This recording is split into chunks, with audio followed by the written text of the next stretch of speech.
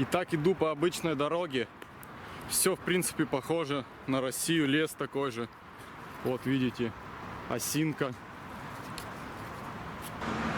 Это просто офигительно, ребята. Вот трасса, а вот лось.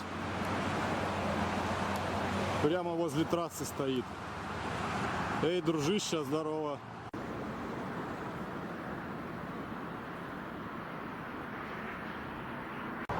В городе стоит приятный запах тайги. Совсем не пахнет какими-то выхлопными газами или чем-то таким. Прямо такой, как будто по лесу гуляешь где-то. Таежный аромат. Очень прекрасно. Очень нравится. Очень рад, что попал сюда наконец. Побывать на Аляске была моя давняя мечта, и вот, наконец, я ее осуществил. Мое 40-дневное путешествие началось в самом крупном городе Аляски – Анкоридже. По уму, этот город должен бы быть столицей штата, но столица – это Джуно. Как и другие американские города, Анкоридж очень большой в своих размерах. Если мерить его с юга на север, то по размерам он будет равен моему родному 1,5-миллионному Екатеринбургу. Хотя население Анкориджа всего 300 тысяч. Американцы любят занимать много пространства. Большая часть жителей Анкориджа проживает в частных домах, вместо многоквартирных зданий. А еще, как и в остальной Америке, в Анкоридже, да и вообще на Аляске, нечего делать без машины.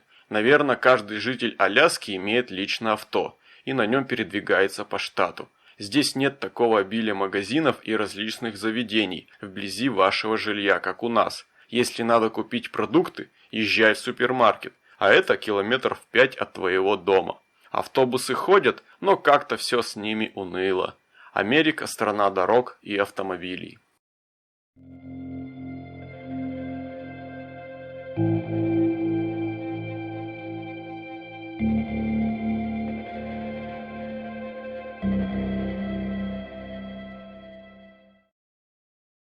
Не имея личного авто и не зная ничего про общественный транспорт, я решил пойти пешком через весь город. На окраине города меня ожидали Джек и Джули. Их я нашел по каучсерфингу и планировал остановиться у них на 2 ночи. Я пошел не напрямик, а посетил еще даунтаун, то есть исторический центр города. Мне хотелось посмотреть город, как здесь все устроено, как живут люди и прочее. Да и тем более встреча у меня была назначена лишь на 6:30 вечера, а самолет мой прибыл в 4 утра. Все это время надо было гулять и ожидать встречи.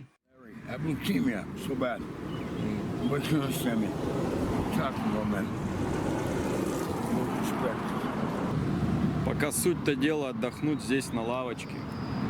Устал. Пока шел, столько километров намотал. Ну ничего, сейчас отдохну. Погода, видите, замечательная. Здесь народу нету практически. А ждать встречи с ребятами местными мне еще долго, где-то порядка 8 часов до 6 вечера. О, утомительно. Спать охота после всяких этих перелетов особенно. Там толком-то не поспишь. Ну ничего, может сейчас здесь прикимарю. Вот, ребята, снова лось.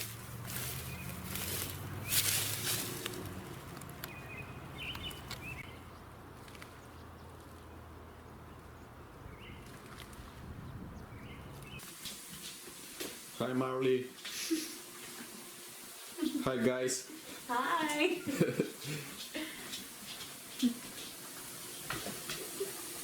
We cook some food.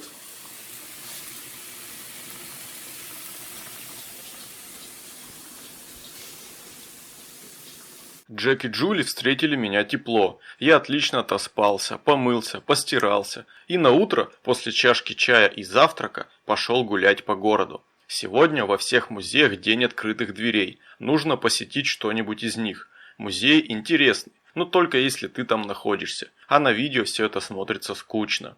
Посетил музей полиции и главный краеведческий музей Анкориджа. В нем представлена история Аляски, предметы обихода коренных народов и многое другое.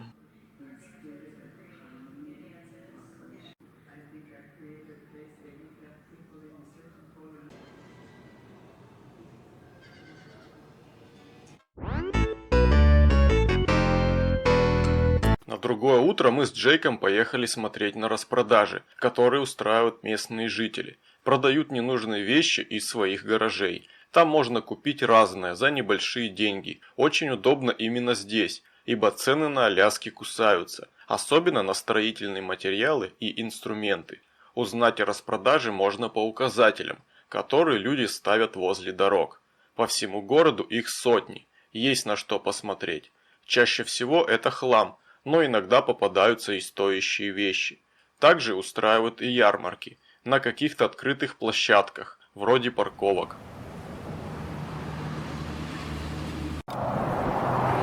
До выезда из города примерно 9-10 километров.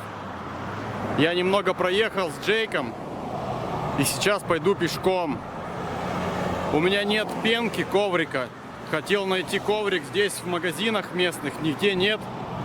В Walmart, в супермаркетах различных нету. Есть дорогие в туристическом магазине долларов за 20. Ну, чё, коврик буду за 20 долларов покупать, что ли? Это нереально. Так что попробую без коврика ночевать. Погодка, как всегда, отлично, ясно. Я снял кофту, иду в футболке, ветерок освежающий, классно вообще. Сейчас я иду пока по дублеру. И потом выйду уже на основную трассу, пойду пешком. Еще это по городу, это черта города. Еще 8 километров до выезда из трассы надо ехать. Идти, точнее, на 11 маршруте. Впереди виднеются горы со снежниками, замечательные. Вот туда мне и надо. В автостопе самое утомительное — это выезд из города, найти выезд из города. Иной раз можно проехать на автобусе, но как здесь в Анкоридже автобусы не ходят туда, то есть как бы очень сложно. Все равно даже если на последнем автобусе уедешь, до последней точки я имею в виду, все равно там останется кучу километров, которые придется идти пешком. Ну ничего, денек хороший, прогуляться, посмотреть.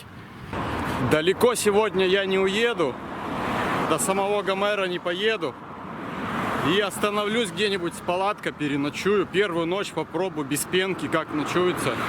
Ночью немного прохладно, ну думаю, нормально будет. Спальник у меня легкий, летний. Так сейчас же лето, не зима все-таки. Не замерзну. У меня двое штанов, кофта флисовая, ветровка. То есть одежды полно всякой.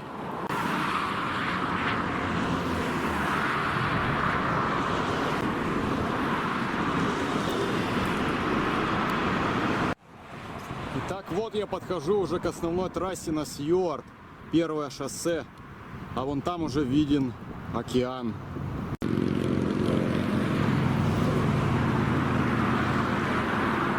Начать свой маршрут я решил с юга, и поэтому поехал в Хомер, на полуостров Кинай. Кроме всего прочего, там я хотел посетить русские поселения, в которых проживают русские староверы. Посмотреть на то, как живут русские, было очень интересно. Примут ли они меня, разрешат ли съемки. Итак, вот я подошел к поселению Диртвуд. Это еще далеко до Гомера, но тем не менее сколько-то проехал. Буквально 4-я машина остановилась. И парень подвез меня. Посмотрите, какие места замечательные здесь.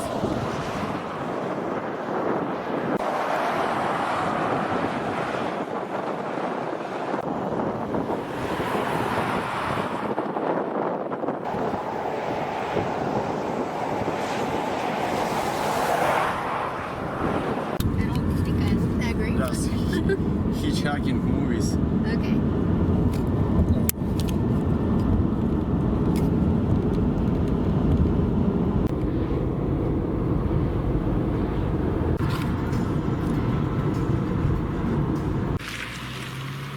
Итак, машинка привезла меня в одно местечко. И сейчас я здесь буду стоять с ночевкой. На берегу замечательного озера. Сейчас я буду искать место под палатку. И встану в мою первую ночевку. Ох, как здесь классно, ребята.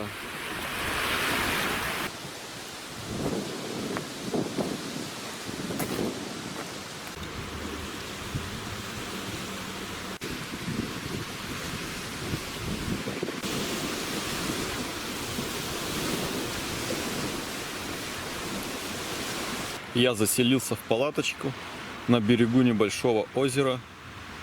И сейчас буду есть свою гречечку, которую сварил с сосисками и с сыром. Сыр привез с собой, он весь растаял. Такой неприятный стал, мерзкий. Я его запихал туда в гречку, вместе все перемешал. Буду есть. Видок отменный открывается. С видом на горы. И вот она, гречечка. Это была моя первая ночь в Аляскинской тайге. В гостях хорошо, а дома лучше. Рыбу поймать с берега я не смог, зато отлично погулял по лесу. Забрался на холм и пофоткал озеро с горами. До сих пор еще не верится, что я на Аляске.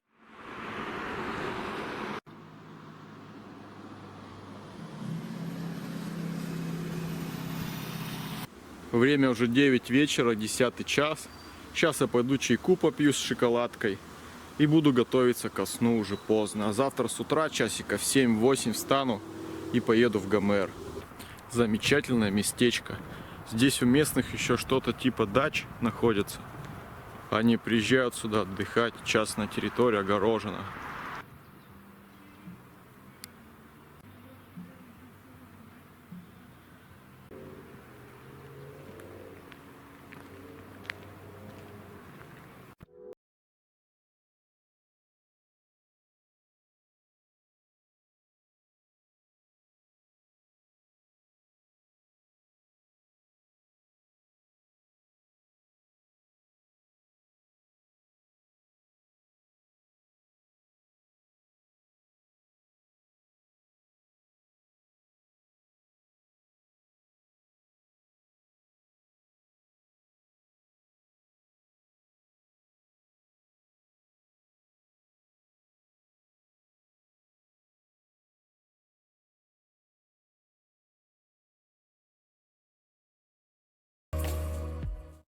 Этим прекрасным утром я снялся с места, попробовал рыбалку, ничего не поймал. Мелочевка там плещется какая-то, но крупная рыба не берет. Настроение суперское, погода стоит великолепная, уже который день ясная погода. Вчера меня девушка одна подвозила, и она сказала, что в первый год, когда она сюда переехала, с другого штата, и только начала жить, первое лето, 32 дня подряд шел дождь, ни одного дня не было солнца. То есть погода здесь непредсказуемая. В середине июня многие горы еще покрыты снежниками, которые потом растают. Здесь открываются классические аляскинские виды. Это когда елки на фоне заснеженных гор, а вдобавок еще река или озеро с бирюзовой водой. А если еще и в ясную погоду, то фотки получаются фантастическими. По дороге проезжал реку Кинай, в которую впадает река Русская. В этих местах хороша рыбалка на лососевых. Добывают нерку и кижуч. Раз в 2 года заходит горбуша.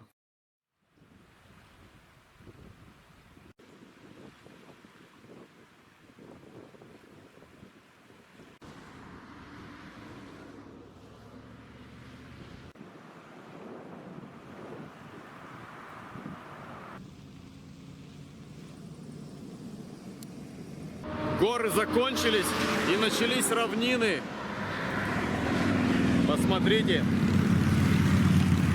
Выглядит как обычная Америка, по сути.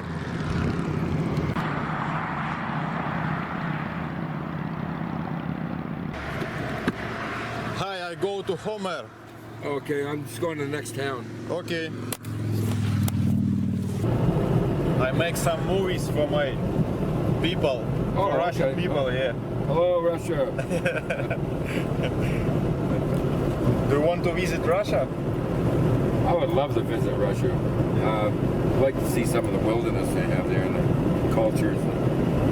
I like the Russian people. They're hardworking. They've been through a lot of tough, rough. You was born in Alaska? No, I'm born in New Hampshire. New Hampshire, okay. I've been here 27 years. 27 years you live in Alaska. Yeah, I sold my So farm. much. That looks like a bull. Итак, посмотрите. Это лось, это русская православная церковь и горы. Потрясающий вид в русской деревне Нинильчак. Yeah, one of them's a bull. 3 of them.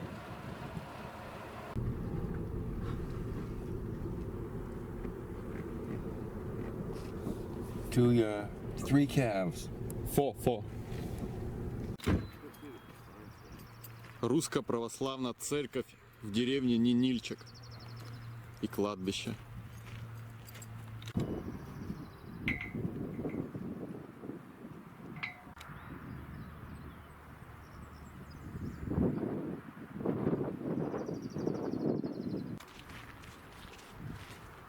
Funny how they don't mow it.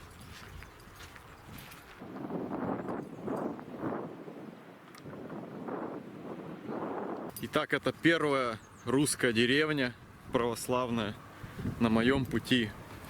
Дальше будет Николаевск. Нинильчик – это самая настоящая русская деревня, причем сохранившаяся еще со времен русской Аляски. Первыми поселенцами были Григорий Квасников и Мавра Расторгуева, их дети, а также еще несколько семей. Мужчины в основном были русскими, а их жены – эскимоски с острова Кадьяк. По сей день некоторые старики могут говорить на местном диалекте русского языка. Это язык России XIX века, без новояза. Встретить мне таких людей не удалось, и я поехал дальше.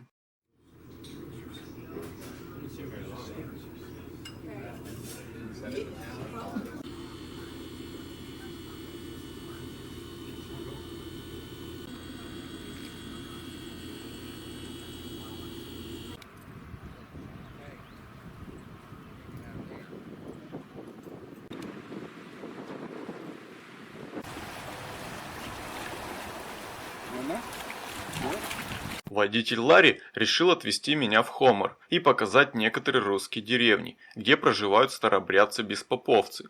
Жители деревень не любят фотографироваться и всячески избегают этого. Мы приехали в село Вознесенко, а рядом еще есть Раздольно, то есть как бы раздольное, но на английский манер произношения. У староверов много слов, переведенных с английского. Русские слова, которые были переведены на английский, а затем обратно на русский. От этого и название деревни Раздольна. На туалетах написано «мужска» и «женска», без буквы «я». Всего 3 русских деревни в этом краю. Вознесенко, Раздольно и Кочемак-село. В деревне пусто, мужики на рыбалке, а женщин почти не видать.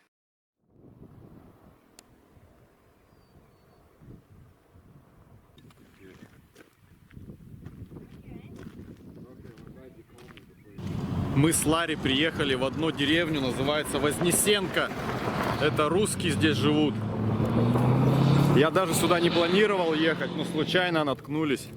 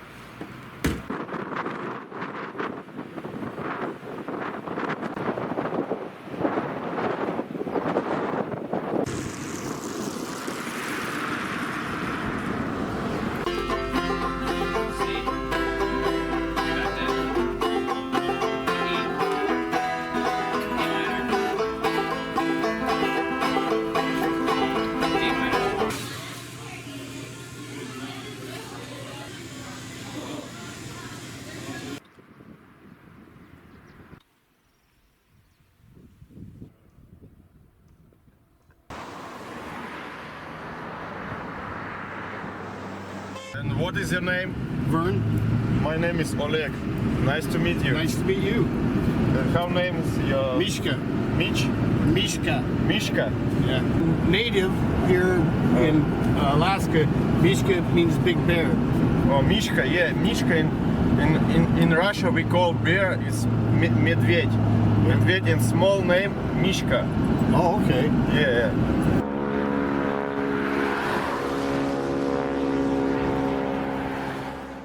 В Все староверы, проживающие на территории Аляски, это не потомки первых русских поселенцев, а современные эмигранты. Они переехали сюда в 80-х годах прошлого века из Бразилии, когда как старые храмы в старых русских селах, вроде Нинильчика, это храмы нового обряда. Главным поселением староверов является село Николаевск, расположено в 7 милях от береговой линии вглубь полуострова. Туда-то я и направлялся.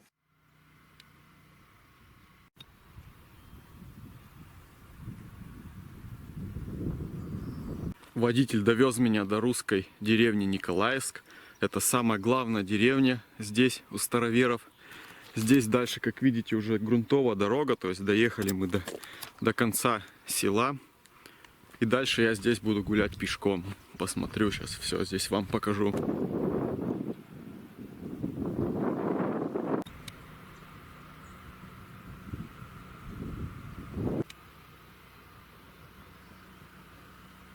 Село Николаевск смотрелось очень красиво в середине июня. Цвела черемуха и погода была ясная.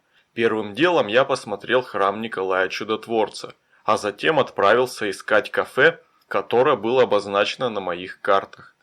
Из заведения вышла женщина и стала расспрашивать меня о том, кто я есть и не хочу ли я отведать русской еды, которую она готовит для гостей. Я, конечно же, хотел, но цены кусаются, ибо это Аляска, поэтому воздержался от заказа и решил ограничиться только лишь живым общением.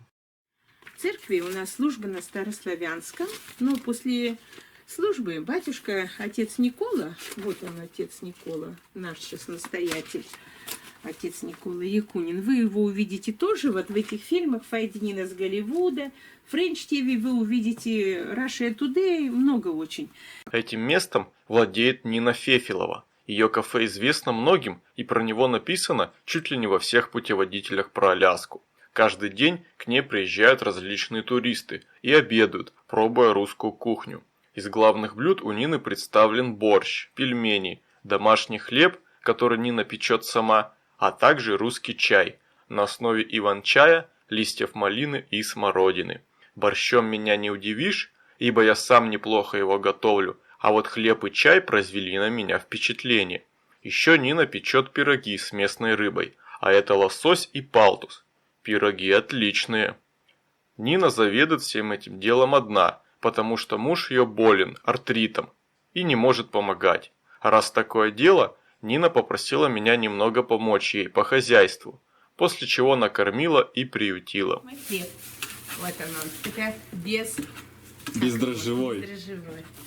2 дня делалось с мукой, и с 2 до 8 часов поднимался хлеб. Салат из одуванчика изумительный, помидоры, перец, лук зеленый. Ой, красота. Огурец настоящий, по 2,50 паунд. И авокадо. Авокадо изумительное здесь. Ой, Господи помилуй. Путешественник ты наш. Здорово. Это мы картошки садили там. Ничего себе. А я говорю, наверное, накроем, а то дождь будет. Да, матушка, я не знаю, будете вы сегодня или нет, потому что... А, матушка, 68-го. А вы откуда, из Бразилии приехали, да? Да. Вообще-то я из Китая. Из Китая? Вы в Китае родились? А до этого приехали с Дальнего Востока, да, ваши предки? Да, как-то так. Бежали от советской власти, да? И как, нравится на Аляске? Да не шибко нравится, ну что сделаешь, так остановились тут они. Насчет рыбалки. Тут рыбалка хорошая была, А сейчас а сейчас плохая. плохая стала? Потому что масло когда разлили в море, в воду, Нефть. и не было рыбы. Здравствуйте. Я из России, турист. Советчик. А можно с вами будет поговорить? Не хочу. Не любите? Не люблю, надоело все. Часто ходят? Сейчас маленько ослабли, а потом... Вон Нина все знает. А,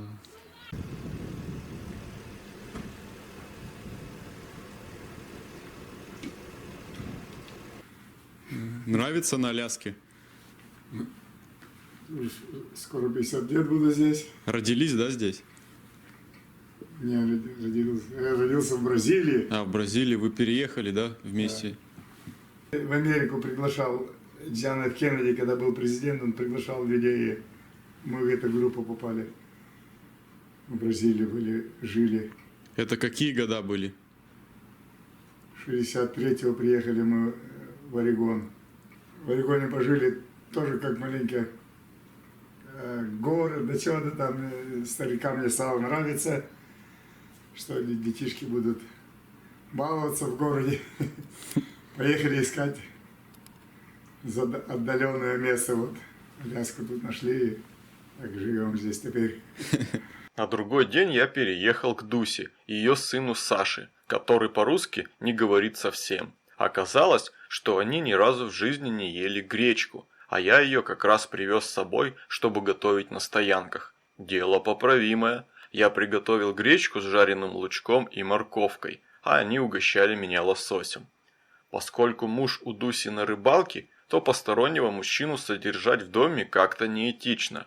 Поэтому они меня отвели в дом местного священника, имени, увы, его не помню. Там меня встретили тепло и гостеприимно, накормили жареным палтусом и еще всякой едой. Предложили свободную комнату. Вообще, жители Николаевска показались мне весьма счастливыми, люди гостеприимные и добродушные. Единственное, это не любят, чтобы их снимали, но их можно понять.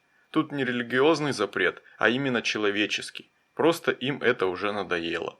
Люди все современные, активно пользуются интернетом, следят за новостями в России, пересматривают советские фильмы, читают русскую классику. Отношение к Советскому Союзу нейтральное. Негатива нет ни по какому вопросу. Привет, как тебя зовут? Меня зовут Никола. Никола? Да. Ты русский? Почти русский. 50-50. Да, 50-50. Что можешь сказать русским? Приходите в Аляску.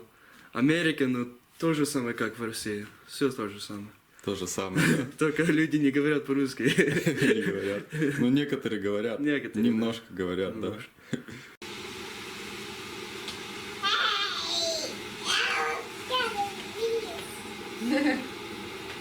Вот мои родители, это моя мама из России, она.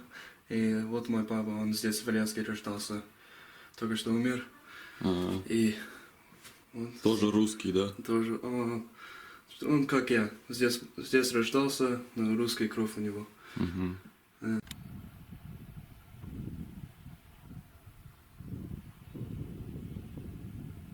А дальше опять автостоп, который здесь, на Аляске, совсем не сложный. Гораздо легче, чем в остальных континентальных штатах. На Аляске другие штаты называют mainland, то есть главная земля, или большая земля, если на русский манер. Выезжая с полуострова Кинай, я сначала заехал на озеро Портедж, чтобы посмотреть ледник. Ночевал возле одноименной речки. Кругом было много медвежьих экскрементов и следов медвежьего пребывания. Я немного побаивался здесь ночевать.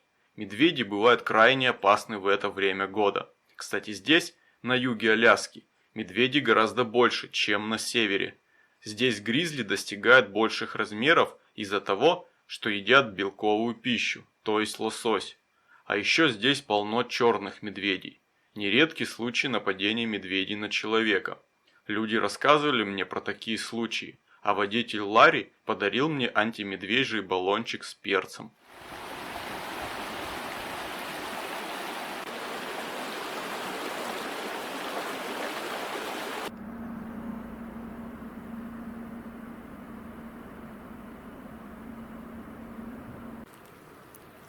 Этот карапузик попался на мою мушку, самую маленькую. Это походу форелька. Да, это форелька небольшая. Ну куда ее девать такую? Придется выбросить. На случай медвежьей атаки у меня есть вот такой медвежий спрей. Биоспрей. Он сам по себе такой стоит $40, то есть я бы его сам не стал покупать. Но мне один водитель подарил. Так что хорошо, если что, я буду пускать. Не так далеко от этого места мне один человек сказал, что здесь группа туристов шла, и один турист отстал от группы, и один как бы начал идти такой, и на него напал черный медведь. А я напомню, что на Аляске здесь обитает два вида медведей. Это бурый медведь гризли и черный медведь барибал. Вот черные, говорят, гораздо чаще нападают на людей. Смотрите, остатки рыбы. Интересно, это человек ел или же медведь? Как вы думаете? Тут их полно вон.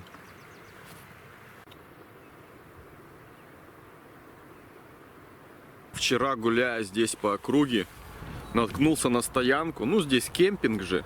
Наткнулся на стоянку и в мусоре обнаружил банки с консервами. Целые, закупоренные. Кто-то, видать, это там стоял, пьянствовал и не доел, бросил. Я подобрал, конечно, их. Чё оставлять? Тут хорошее. С говядиной. Но дело не в этом, а я хочу сказать, что если эти банки лежат там, значит медведей здесь нет. Медведь бы добрался до их. По-любому. Значит, не так все тут это на самом деле плохо с медведями.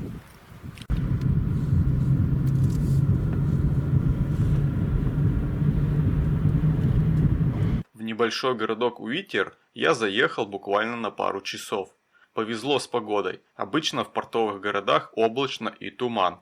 Город знаменит еще своим туннелем. Это односторонняя дорога с реверсивным движением, а вдобавок там же проходят рельсы.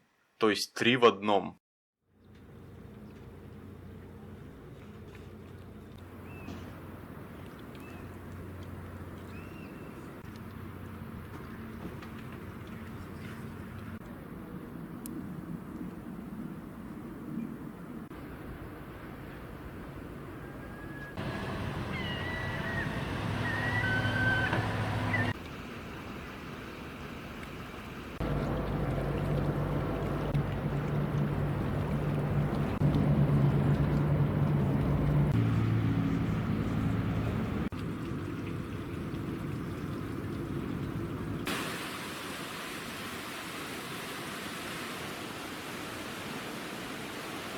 Riker.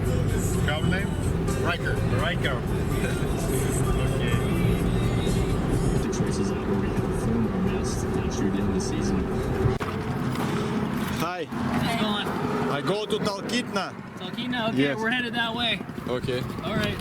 So have you been walking a long time or? Yeah, Oh, okay. I travel along. Oh, Талкитна – это небольшой туристический городок, расположенный вдали от основной трассы. Был знаменит тем, что в период с 1997 по 2017 год мэром города был кот по кличке Стабс. Сейчас, увы, кот умер от старости, и его преемником может стать другой котенок. Через город проходит Аляскинская железная дорога. В городе много старинных зданий и различных аутентичных рубленых хижин. В ясную погоду из Талкитны можно увидеть гору МакКинли.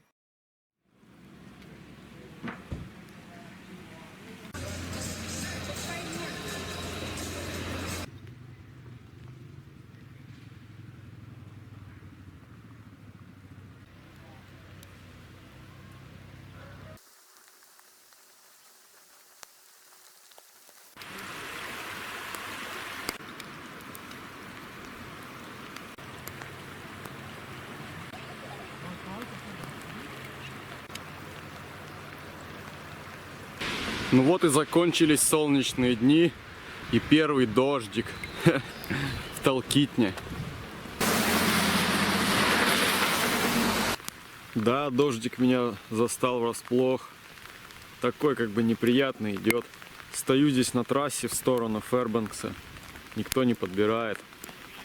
Как говорится, не все коту масленица. Не только ясные дни будут, но и пасмурные тоже, чтобы прочувствовать все прелести Аляски и чтобы жизнь медом не казалась. Все бы ничего, но в дождь люди тебя берут крайне неохотно, поэтому нужно ждать раза в 2 дольше. В среднем в дождливую погоду я ждал машину порядка 1-2 часов. В ясную погоду время ожидания сокращается минут до 20. I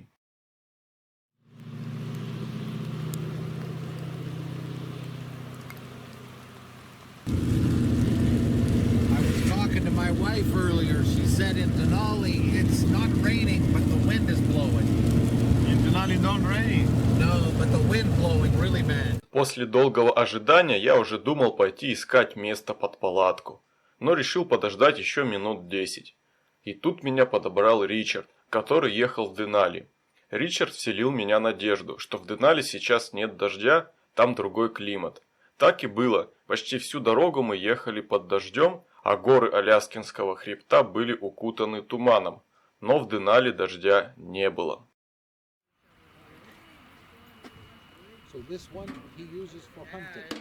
А Ричард человек непростой оказался. В Денали он имеет магазин сувениров, который изготовляет сам из различных материалов. В большей степени из натуральных, но есть и пластик. Различные ножи, которые он изготовляет сам от и до, и даже раскладные механизмы в них. Резные украшения, какие-то поделки, короче много всего прочего. Кузница находится в городе Уасила, а другая мастерская прямо в самом магазине. Ричард любит хвастаться, что все 100% сделано на Аляске и ничего китайского. А еще он посетил порядка 100 стран и много раз бывал в России. Очень любит Дальний Восток и имеет дом в Хабаровске. Жена у Ричарда вьетнамка, ожидает 4-го ребенка. Помимо их у него еще есть дети. На Аляске проживает уже 20 лет. Обошел ее уже вдоль и поперек. По осени охотится, собирает древесину в лесу, лосиные рога, березовый кап. Иногда моет золото в ручьях.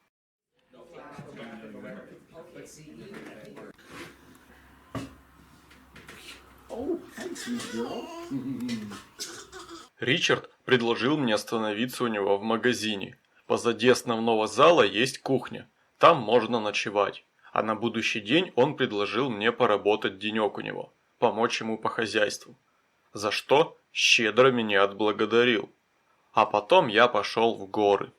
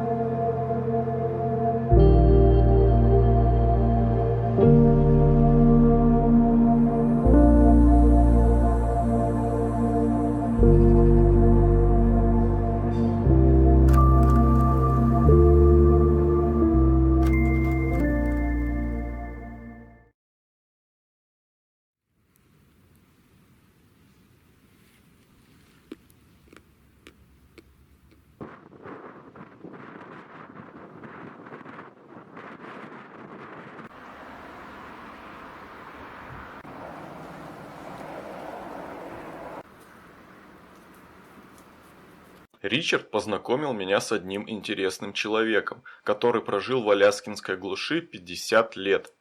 Майлз Мартин, настоящий аляскинский траппер.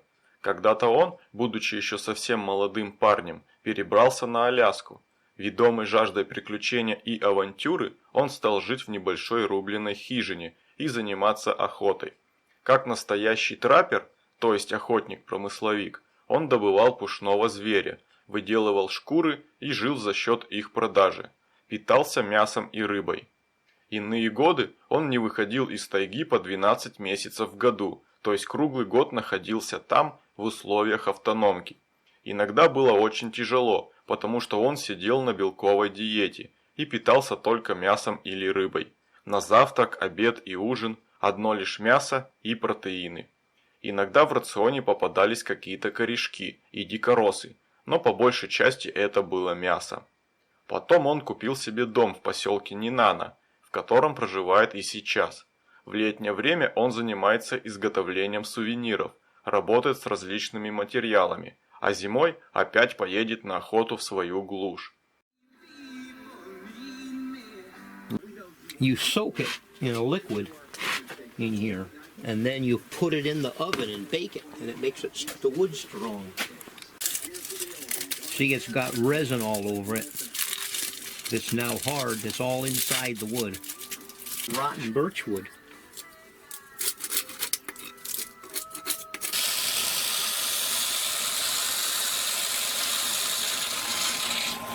Eyes and a nose of maybe an owl. Yeah.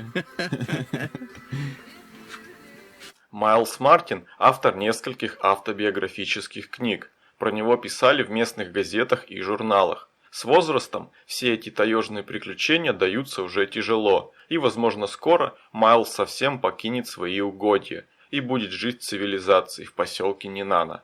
Кстати, Нинана, по словам Майлса, вымирающий поселок. Здесь много заброшенных домов, и местные стремятся уехать из него. Нет работы. В поселке нету денег даже на то, чтобы содержать полицию. Оттого полиции здесь нет совсем.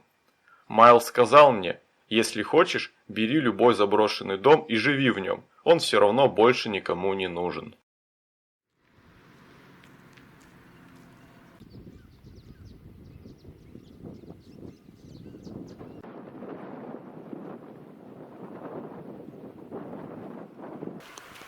Недалеко от Фэрбанкса здесь есть такой ручеек с чистой водой. И я остановился здесь с палаточкой. Провел одну ночь, еще буду проводить еще одну ночь. Сделал себе дневку такую, потому что ноги болят после гор. И попробовал рыбалочку. Поймал своего первого хариуса.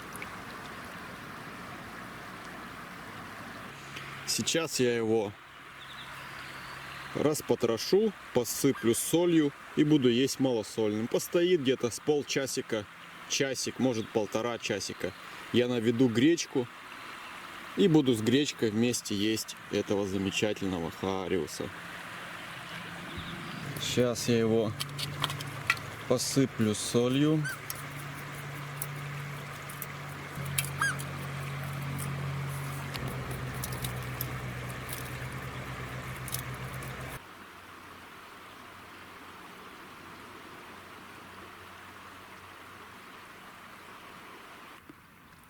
Соль совсем не чувствуется, но хариус готов. То есть он не сырой. Даже если он будет немного сырой, то ничего страшного, рыба обитает в чистых пресных водоемах. Каких-то особых там паразитов в ней не присутствует, то есть можно есть сырой. Но малосольный гораздо лучше. А под вечер на том же самом месте я поймал еще одного хорюска. Но теперь я его хочу сварить вместе с головой, чтобы бульончик был. Хариус прекрасен.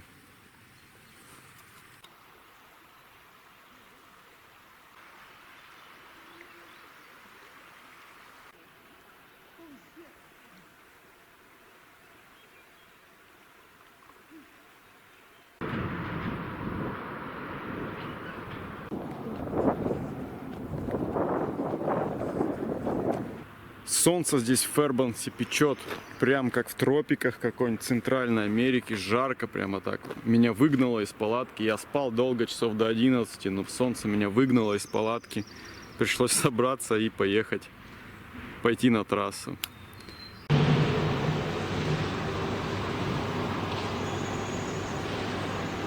Да, что-то трафик совсем слабый.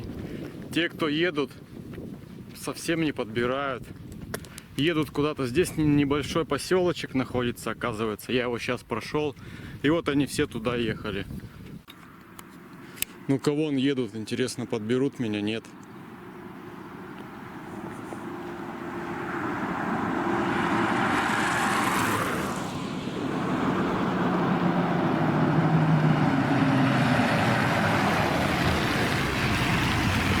собрали. Hi. Hi, where y'all going? Where I you go to Dead Horse. Oh, okay. Well, we're going as far as Living Good Okay. up here. We just need to make you a spot Yeah. here. They're like, pinch me. Are we really here?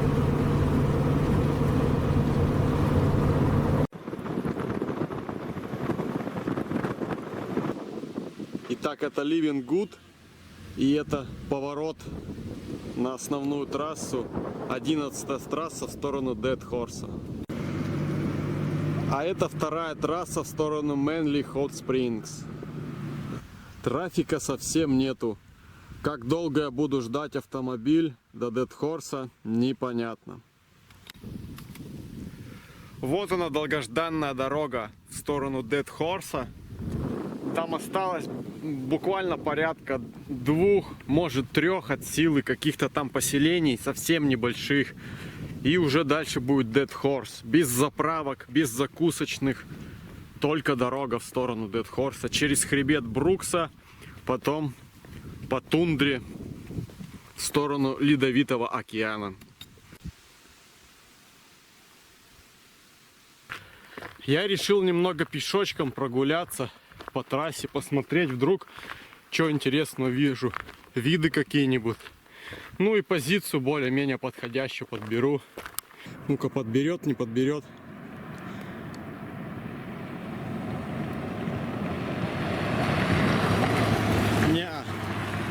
Не мой.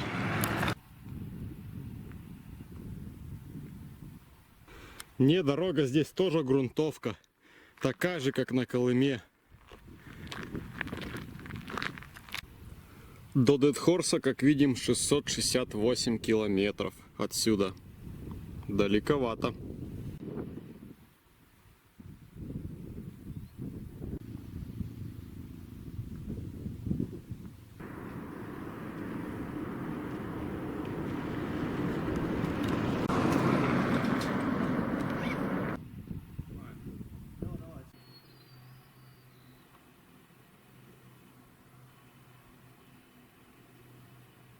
Потратив час своего времени на ожидание, моя машина все-таки приехала. Меня подобрал водитель-дальнобойщик на фуре, который ехал прямо в Dead Horse. Далтон-Хайвей – это самая северная трасса в США. Большая часть ее – это грунтовка. Асфальт класть нет смысла, потому что вечная мерзлота будет таять, образуя провалы.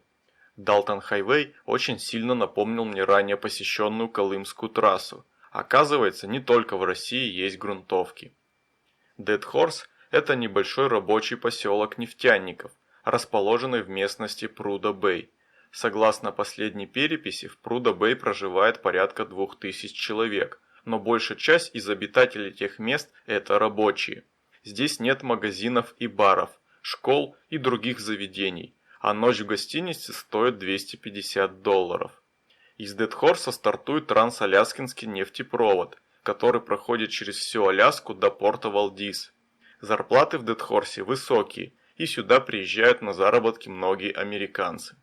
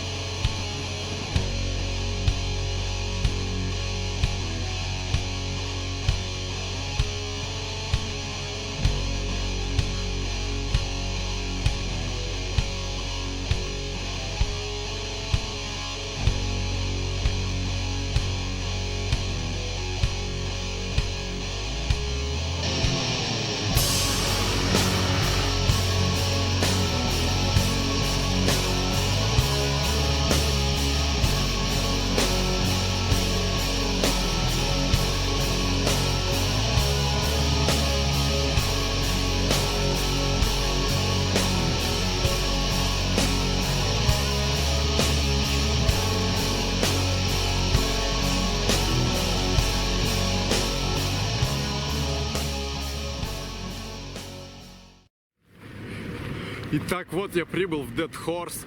Дорога была долгая и утомительная. А здесь дубарина, я вам скажу, конечно, редкостная. Наверное, около нуля что-то. Снег еще лежит. Сейчас я скоро покажу вам его. Здесь нету.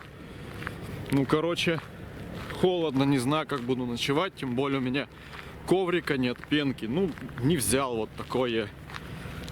И спальник недостаточно теплый. Не знаю, может, вообще не буду ночевать сегодня. Посмотрим. Ну, короче, вот оно, полярное солнце. Я уже на 70-й широте. Ничего особого в Dead Horse нет. Просто замерзшая тундра, снега, льды и различные бытовки, в которых происходит какая-то хозяйственная деятельность. Все парковки оборудованы электрическими розетками, чтобы в зимнее время можно было заводить машину не от аккумулятора, а от внешнего питания. Различные цеха и производственные помещения компаний. А компаний в Dead Horse представлено много. По дороге находится один поселок Coldfoot и больше никаких поселений, однако есть еще 4 насосные станции, обслуживающие трубопровод. В них кипит жизнь и полно всякой инфраструктуры. Сейчас 21 июня и самый длинный день в году. Символически этот день я встретил в самой северной точке своего маршрута, далеко за полярным кругом. А еще здесь полно всякой живности. Прилетают гуси, пасутся олени, карибу, много овцебыков и, конечно же, медведей.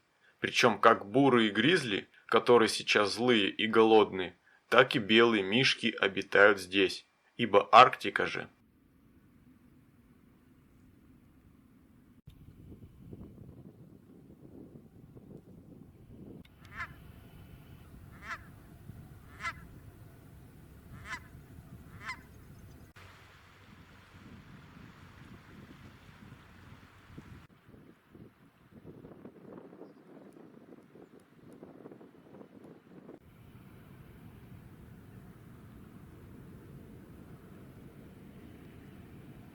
Что-то дубарина серьезный такой. Руки зябнут прямо, нос, все, лицо. Здесь еще влажность повышенная, все прямо испарение идет. Кругом озера, болото. Забрался я в глушь, конечно, самую. Не знаю, ночевать я в палатке тут вряд ли буду. Ну никак, ну задубею просто. Температура 33 градуса по Фаренгейту. Это по Цельсию примерно около нуля. Ну, чувствуется то, что дубарин-то неплохой. Своеобразный опыт очутиться при 0 градусах после того, как печет солнце в Фэрбанксе.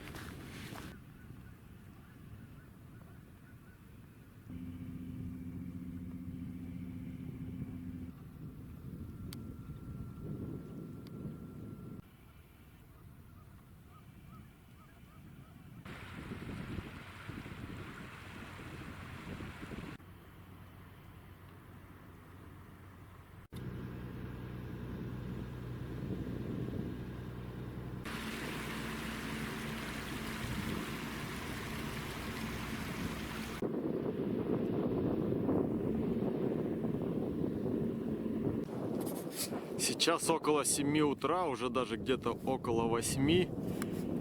Я пытался ждать машины, что-то никто не берет. Жег костер, даже где-то около 1,5-2 часов жег костер. Сейчас иду, чтобы согреться как-то, просто иду по трассе, жду машины, попутные машины, пытаюсь тормозить, никто не берет. Тундра кругом, вечная мерзлота. А тундра вот такая на сотни километров. Просто равнина, какая-то травка такая небольшая, никаких кустарничков вроде и карликовой березки, ничего нету. Под ней вечная мерзлота. Озера вон там, видите, озеро покрыто льдом еще. Обычная, самая простая какая-то трава. И такая почва болотистая. Мерзлота тает, вода выходит, да и плюс как бы так задерживает влагу. Ну какие-то вот кустарнички есть, но это все прошлогодняя еще, новая трава еще не полезла.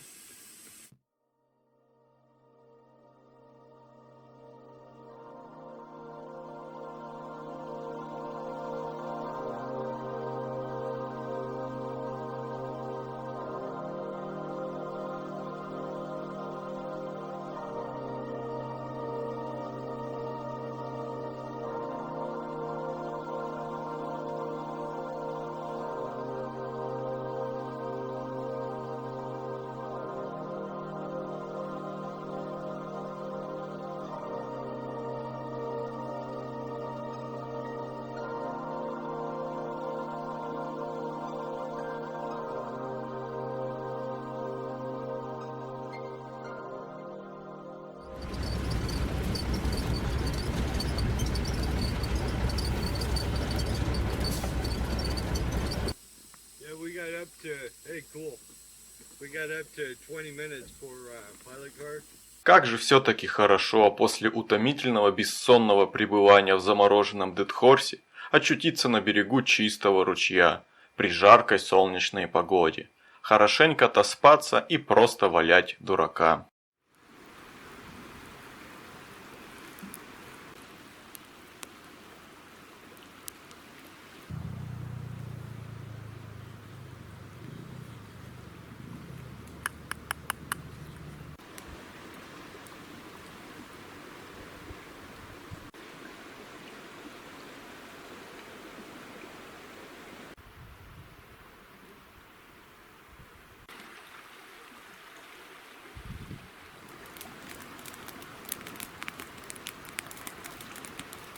Но не стоит расслабляться, мой друг. Не всегда погода бывает хорошей.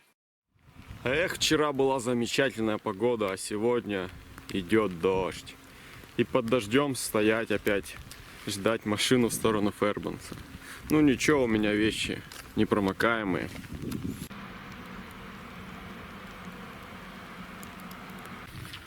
Да, что-то попало, я 2 часа вот стою под дождем. Машины как бы проезжают, 3 фуры проехало. Никто не остановился. Легковушек нет вообще, только местные рабочие здесь, которые, ну, дорожники. Местечко Cold Food здесь стоят, дождь льет, так и не прекращался. Да.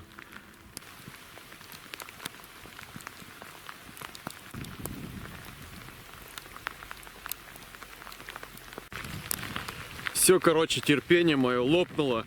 Я снялся с трассы и пошел в этот поселок, там посмотрю, там заправка была какая-то, может там какой магазинчик, хот-дог какой куплю.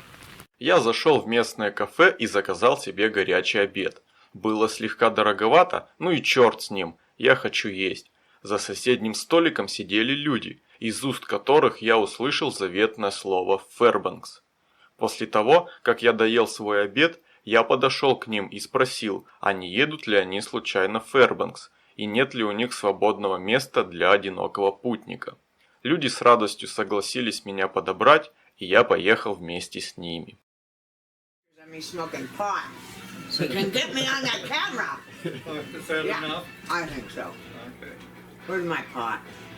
Командиром корабля была Мишель. Ей уже за 70, и когда-то давно она была хиппи. Прежние привычки сохранила и по сей день, тем более на Аляске употребление марихуаны легально.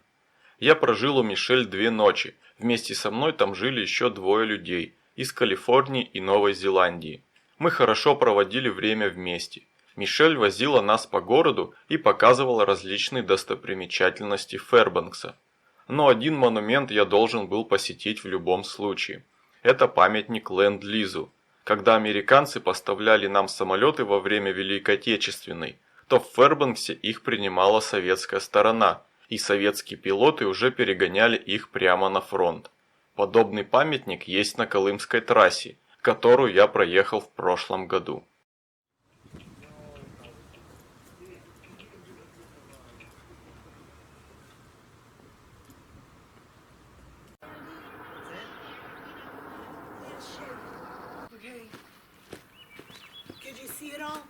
А под конец мы поехали все на рок-концерт, который проходил в местном клубе.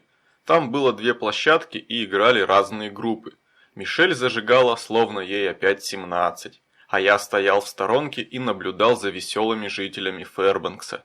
Все люди очень простые и добродушные, искренне радуются и отрываются по полной.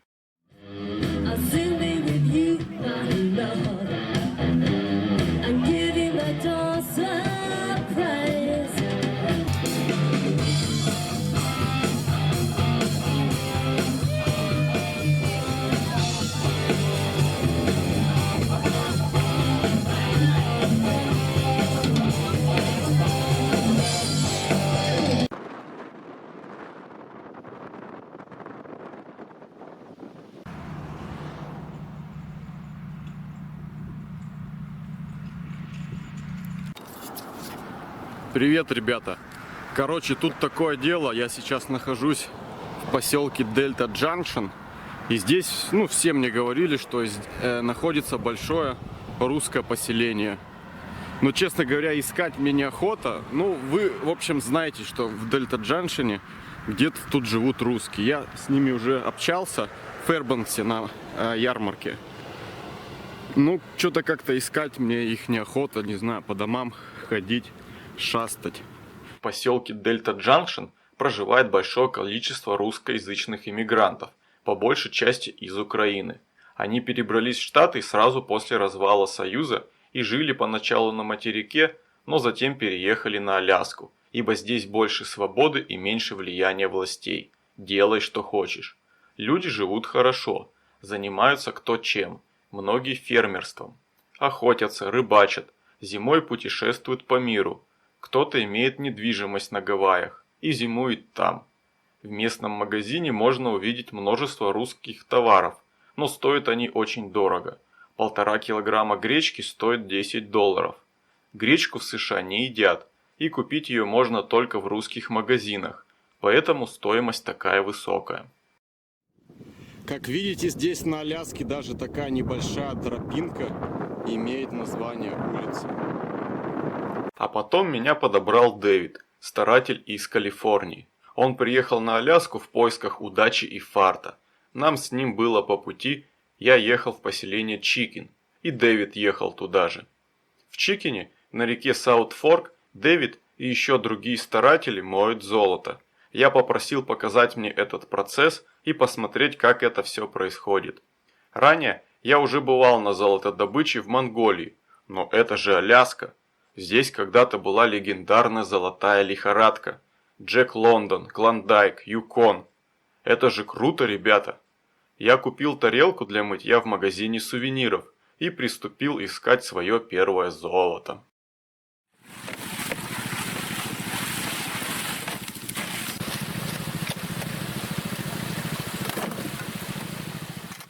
Итак, для начала нужно приобрести лоток для мытья золота. По-английски он называется pen. И еще кое-какие приспособы. Не всякий грунт нам подходит. Нужно брать именно недра, то есть отбросить в сторону плодородную землю с травой и корнями. И брать оттуда, где камни и песок. В том песке и находится рассыпное золото.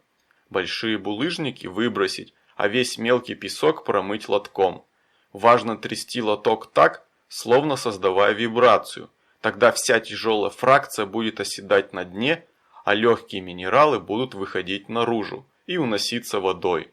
Мыть следует до тех пор, пока не появится черный песок. Это железо. Вместе с ним и находится золото.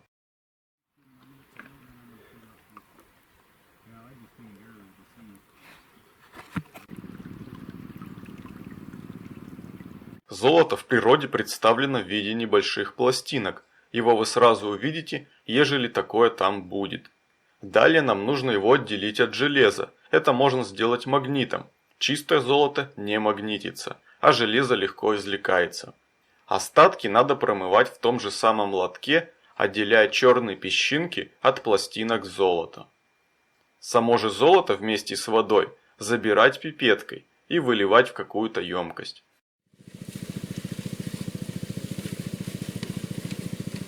Концентрат тяжелых минералов называется шлих. Его надо промывать на 3-4 раза, ибо не все золото удастся достать за одну промывку.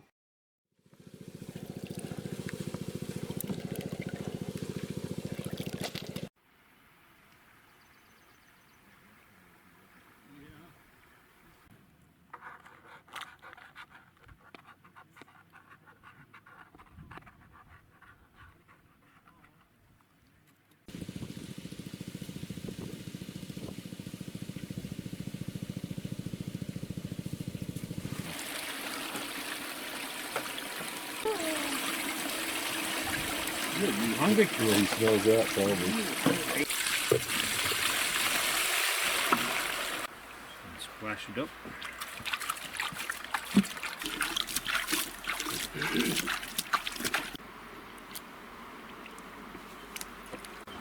I was going to do that, but then it would have been a step up. And, yeah, I use mine for gas. I've got a 55. Затем эту воду с золотом вылить в котелок и поставить на огонь.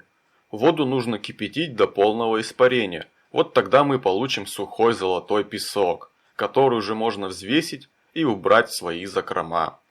Грамм золота стоит $45. Я добыл 0,32 грамма. Профессиональный старатель в лучшие свои дни добывает золото на $500.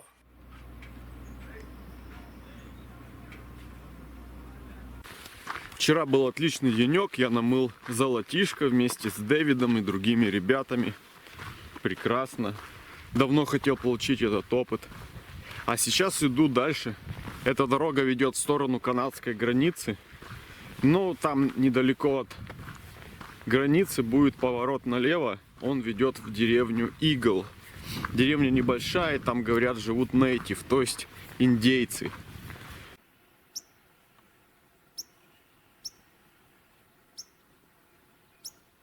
Итак, я добрался до поворота на Игл. Та трасса ведет в сторону Доусона, в Канаду. А это, то есть, соответственно, в Чикен. А в тех краях заветный Юкон, на который я попасть не могу. Ну, разве что нелегально. Поселение Игл стоит прямо на знаменитой реке Юкон. Здесь я во второй раз встретился с ней. Игл состоит из двух частей. В одной части живут все подряд, а в другой только индейцы. В 2009 году весенним ледоходом полностью до основания снесло прежнюю индейскую часть Игл, а теперь ее перенесли глубже в тайгу, чтобы защитить от весенних льдов.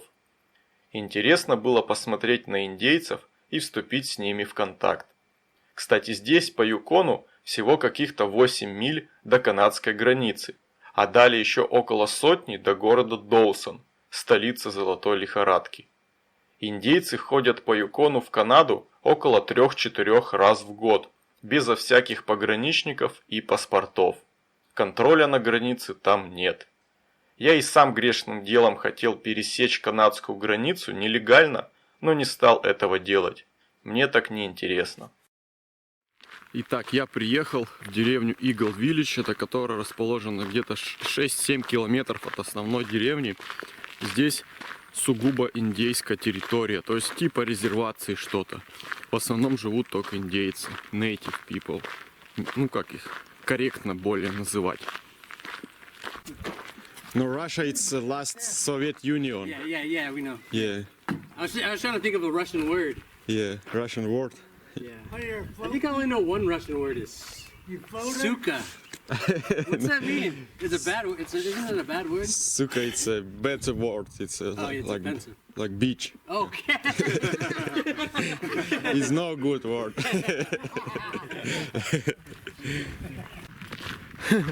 Веселые индейцы встретили меня довольно добродушно. Ну, вы и сами видели.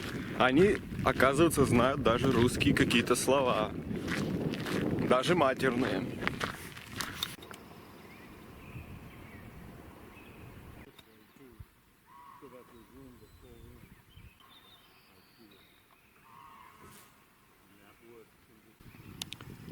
Так живут коренные американцы.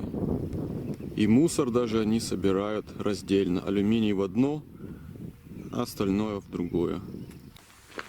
Вот как видите, просто посреди тайги поставили избушку. И так везде, по всей деревне. И не только по этой деревне.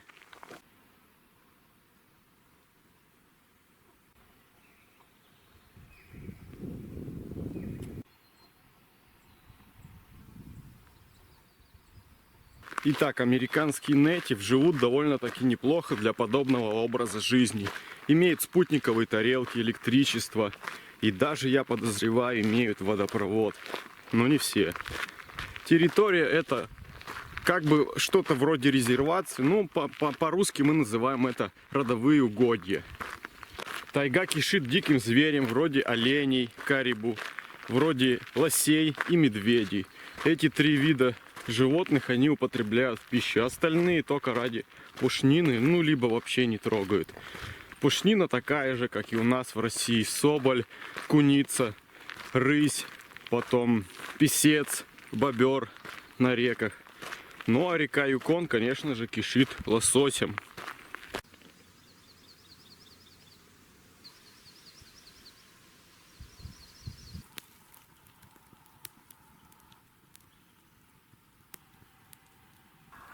В магазине я купил дешевый бекон по акции и тортильи. И сейчас у меня будет ужин, как у настоящего старателя времен золотой лихорадки. Бекон, поджаренный на костре.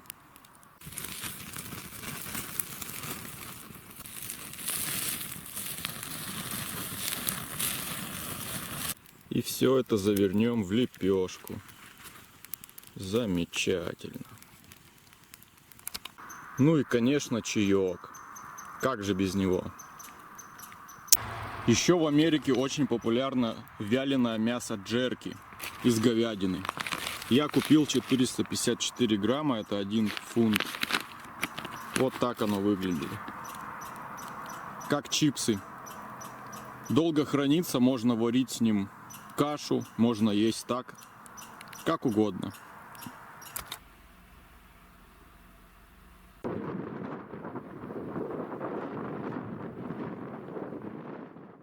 На реке Медной сейчас активно идет лов лосося. Многие люди приезжают сюда на рыбалку. Река очень грязная, потому что ледниковая. Как и многие другие реки Аляски, Медная река образует широкую долину, разливаясь на рукава и протоки.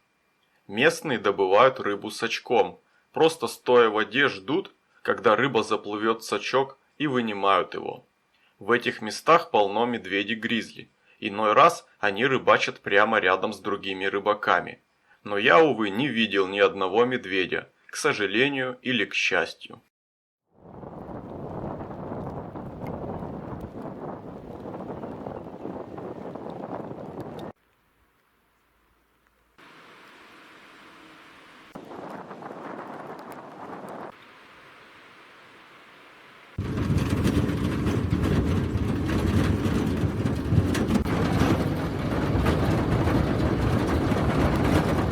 Да, дождь, конечно, неприятная штука. Но что поделаешь? Неизвестно, сколько прожду здесь на этой дороге. Но, как всегда, мне не привыкать.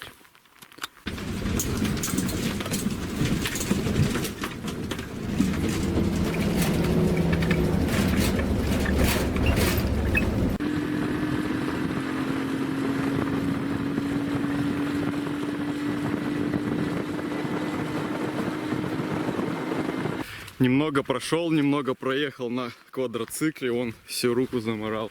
Ну ничего, зато осталось 5 километров еще пешком. Может, еще кто-нибудь подберет. Недалеко от Маккарти расположены старые медные рудники Кенникот Майнс. 100 лет назад здесь нашли большое месторождение меди и построили поселок. Сюда была проведена железная дорога. Но медь почти закончилась уже в 1938 году, и город был почти заброшен. В 70-м году население Кенникота и Маккарти сократилось почти до нуля, но в те годы на Аляску стали активно съезжаться молодые люди за романтикой и приключениями, а также на работу по строительству Аляскинского нефтепровода. где можно было заработать большие деньги. Сейчас из старых шахт сделали туристическую достопримечательность. Местные жители живут в основном на туризме. А по каналу Discovery про эти места был снят документальный сериал «На краю Аляски». Помимо шахт, туристов привлекает ледник, на который можно легко проникнуть, что и сделал я.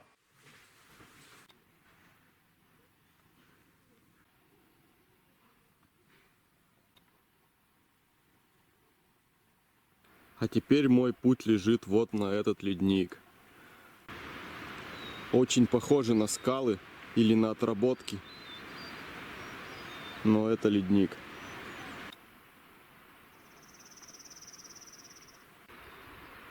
Получается, что вся вот эта площадь покрыта льдом. Это вот ее видимая часть, и это, так сказать, условно невидимая под гравием.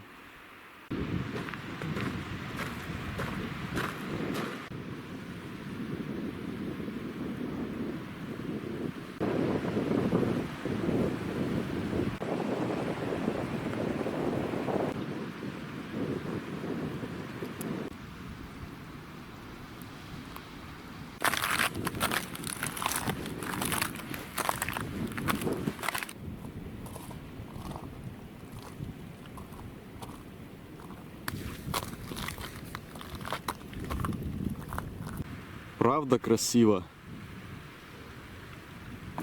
С облаками все эти места смотрятся как-то более атмосферно, что ли. Кстати, сколько иду, еще ни разу не упал. Совсем не нуждаюсь в кошках. Иду в обычных своих кроссовках. Но кошки бы не помешали. Интересные еще моменты. Вот видите, когда лед просто чистый, то он долго стоит.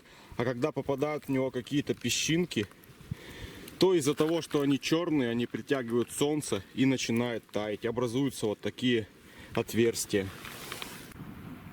А вон там виднеется еще куда гораздо более крутой ледник. Но на него без кошек уже не забраться.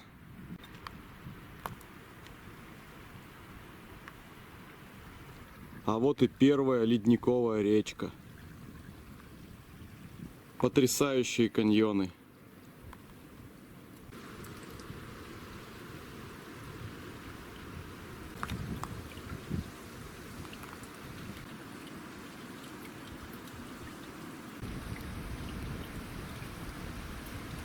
А это другая часть ледника. Как видите, это все тот же ледник, только покрыт камнями.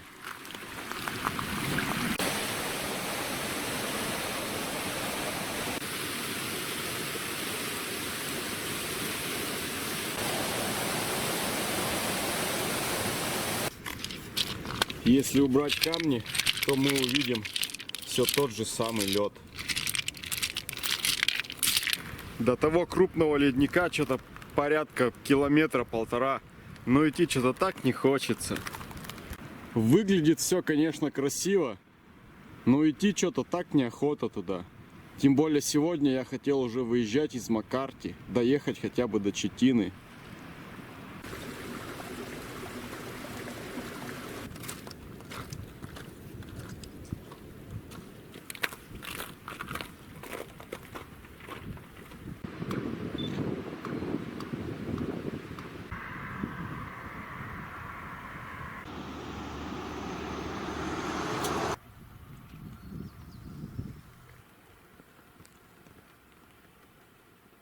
Вы только посмотрите, в какое замечательное место я приехал. Это просто балдеж. Здесь озеро. Я сейчас блесну нулевочку, попробую покидать. Здесь форель водится, хариус. С видом на горы буду делать фотки. Тундра, ковер. То есть это не голые камни, это типа коврика для меня будет. Будет тепло ночью. Ой. Я прямо в восторге. Ха-ха. Пока то да сё решил искупаться в озерце в этом. Водичка ледяная, конечно. Как на Байкале или как каких-то горных озерах. Эх, водичка ледяная, конечно. Ну ничего, кайф.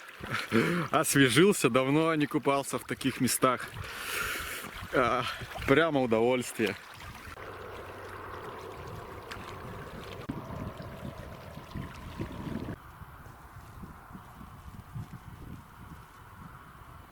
Эх, комарики, комарики на воздушном шарике. Только найдешь от них спасение, это в палатке. И то нужно после того, как залезть в палатку, зажигать еще эту спиральку антимоскитную.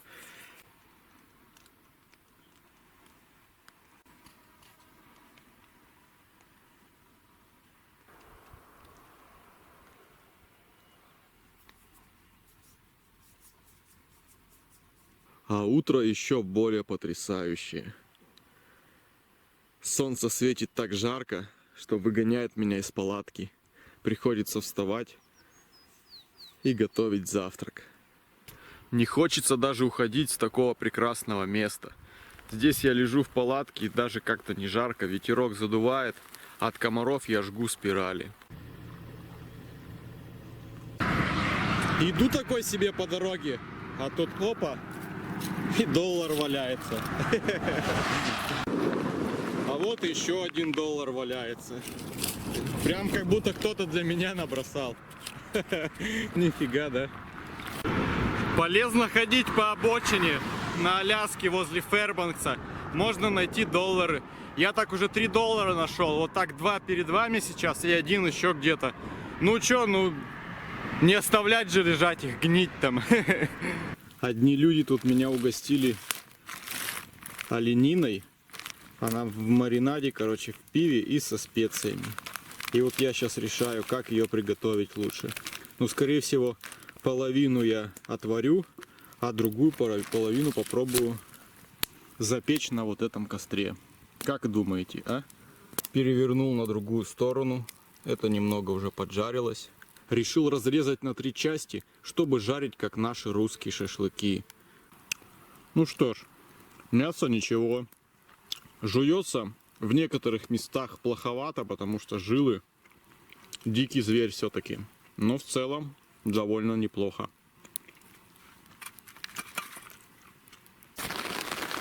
А утро-то совсем недоброе. Дождь фигачит такой здоровый. Будь здоров. Эх, что делать?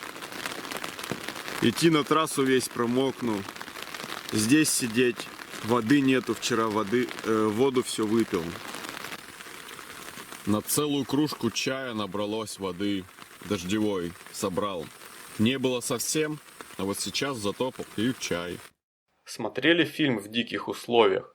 Так вот, это тот самый автобус, в котором снимали этот фильм. Но это реконструкция, а настоящий автобус находится во все том же месте, где погиб Крис МакКендлис.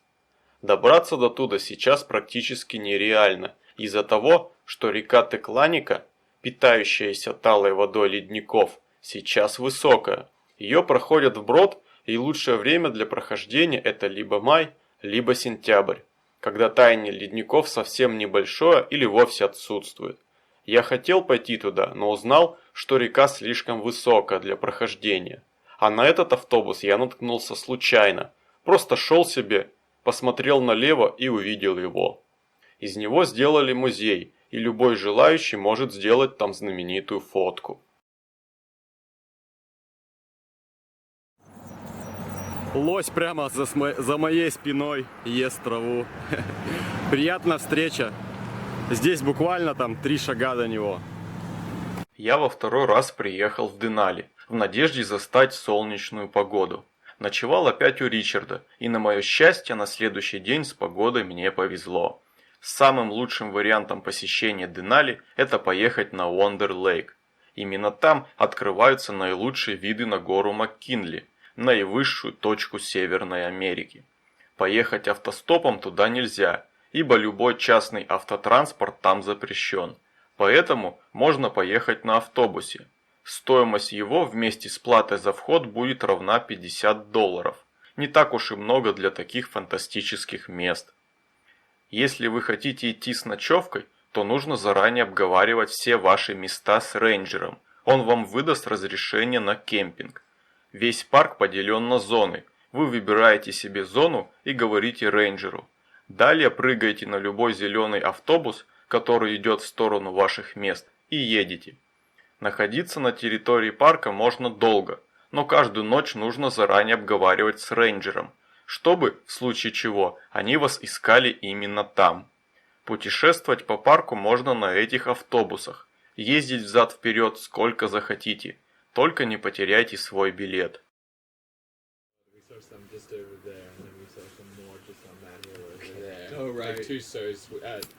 Проезжая по парку на автобусе, можно увидеть множество диких животных. Здесь их реально огромное количество. За 30 дней путешествия по Аляске я ни разу не видел медведей. Не везло. А здесь только по дороге я увидел 9 штук, а на обратном пути еще 8. А еще оленей, лоси, одного койота, лису, росомаху, горных баранов, зайцев и всяких грызунов. Водители автобусов останавливаются, чтобы туристы могли сделать фото, когда кто-то из них увидит животное.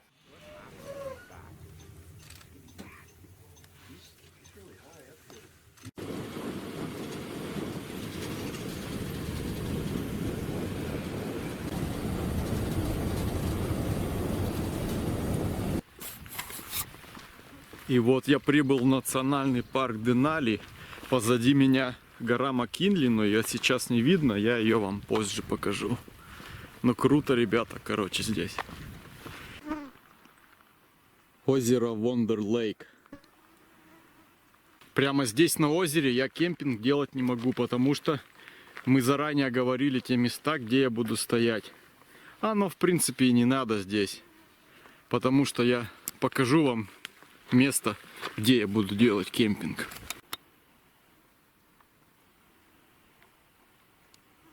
Вот она, гора Маккинли, она же Денали.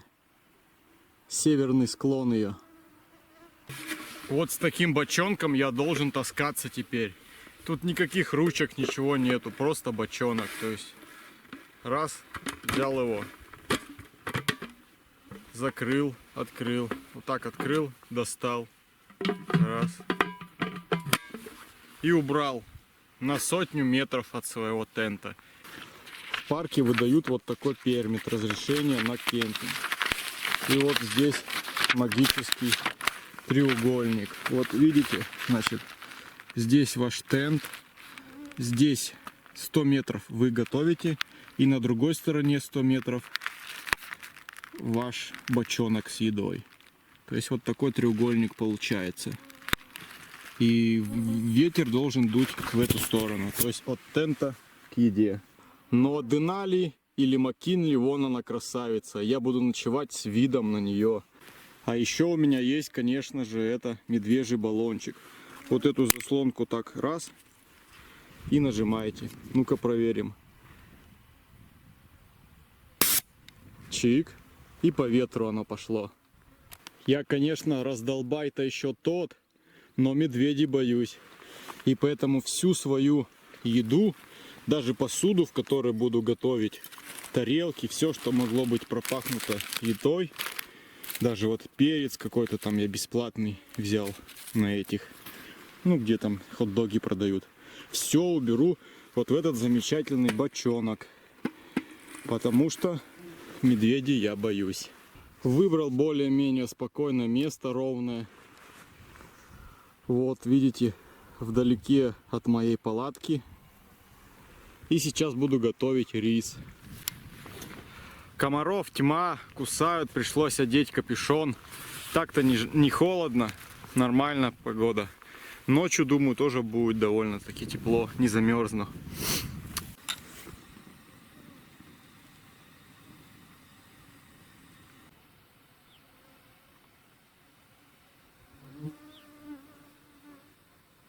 Ох, комарики-то надоели, а. Итак, еду и посуду я оставляю здесь, в этом бочонке. На другое место не буду переносить, прямо здесь, где готовил. Хрен с ним.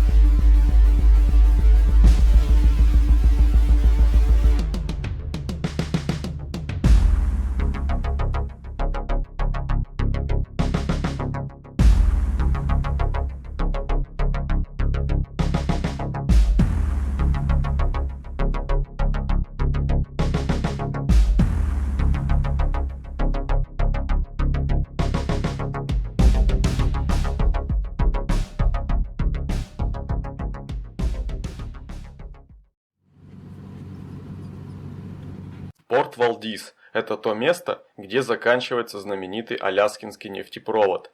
Дорога до него очень интересная, проходит через горный перевал и каньоны, в которых можно увидеть красивые водопады.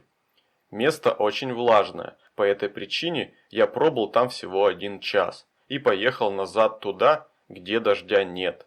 1 часа мне было достаточно для того, чтобы посмотреть весь город. Ночевать под дождем в палатке как-то не хочется.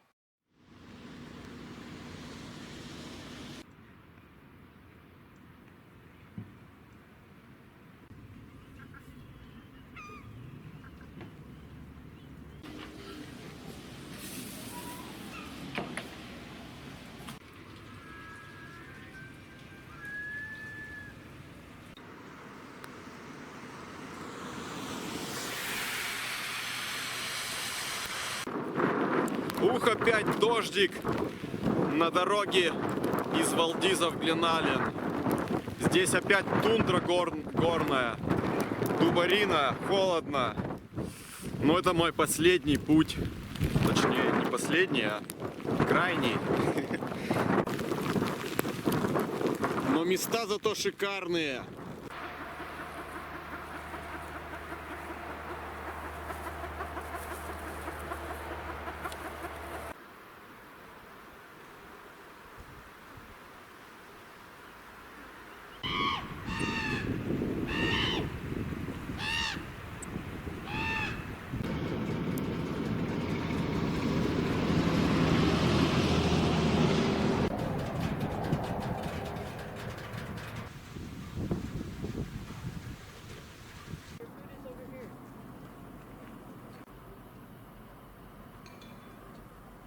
Валдис не был моим последним пунктом в маршруте. Обратный билет домой был куплен на 17 июля, и у меня еще оставалось время, поэтому я поехал в Сьюарт. Это мой 4-й аляскинский порт.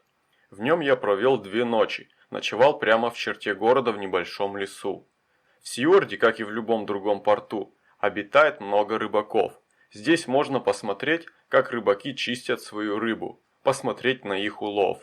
Чаще всего это лосось и палтус, иногда морской окунь. Другие рыбы бывают гораздо реже. Интересное представление. Вчера, когда гулял по городу, там, где чистят рыбу рыбаки, они выбрасывают потроха рыбьи и лососевые вместе с икрой. Ну и я, конечно, как русский человек, не мог устоять и подобрал немножко красной лососевой икры. Вот так выглядит икра. Попробовал солить ее, она ночь у меня простояла. Сейчас попробовал на вкус, она кажется мне немного сыроватой. Ну ничего, я ее вот сейчас с этой картошкой сварю.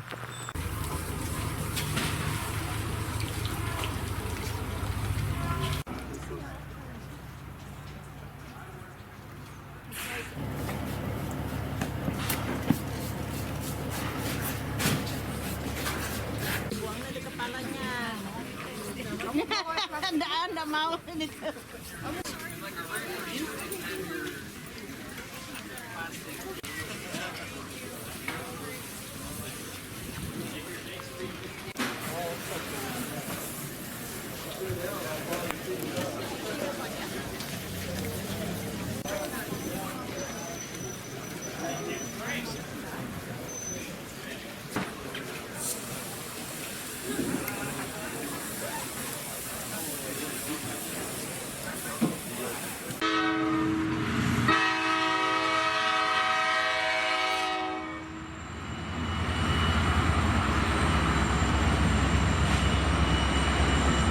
После Сьюарда я вернулся в Анкоридж, где провел 2 ночи у местного жителя.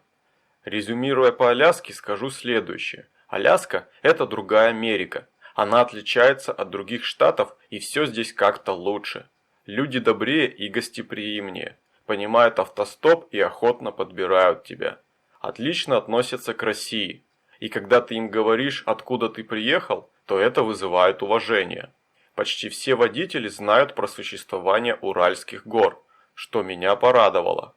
Большая часть из них переехали на Аляску из других штатов, и лишь 10% были рождены здесь. На Аляске до сих пор много русских топонимов, названий городов, географических объектов. Негатива ко мне и к моей стране я не увидел, а лишь уважение. За 40 дней пребывания здесь я проехал 7000 километров, из них всего 300 на автобусе. Я проехал почти все дороги Аляски и увидел очень многое. В будущем я планирую еще посетить ее, а пока отправлюсь по другим регионам.